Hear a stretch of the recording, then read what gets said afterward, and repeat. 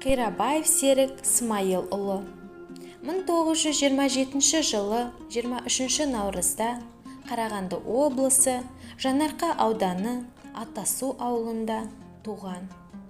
1951 жылы Абай атындағы Қазақ педагогикалық институтын бітіргеннен кейін аспирантурада оқи жүріп, Қазақтың мемлекеттік көркем әдебиет баспасының аға редакторы, әдебиет және искусство журналының бөлім меңгерушісі болған.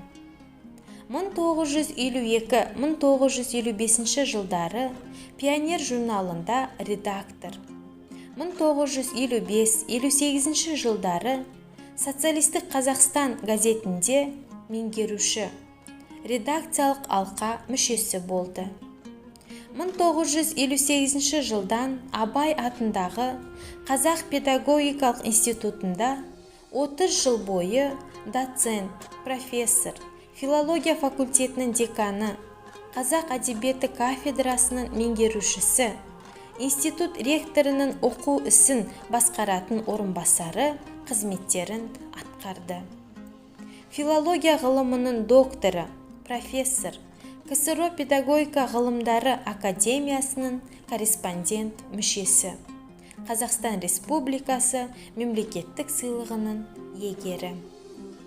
Қазақ әдебиетінің өзекті мәселелеріне арналған сын мақалалары мен рецензиялары 1948 жылдан бастап жарық көре бастады. Содан бергі уақытта 800-ден астам әдеби сын ғылыми мақалалары мен еңбектері жарық көрді. Спандияр Көбеевтің жазушылық жолы жайында кандидаттық диссертация қорғады. Сәкен Сейфуллин монографиясы негізінде докторлық диссертация қорғады. Жүсіпбек Аймауытов атты кітабы Шоқан Уәлиханов атындағы сыйлығына ие болды. 1952 жылдан бері қазақ әдебиетінен орта мектепке арналған оқулықтар жазумен шұғылданып келеді.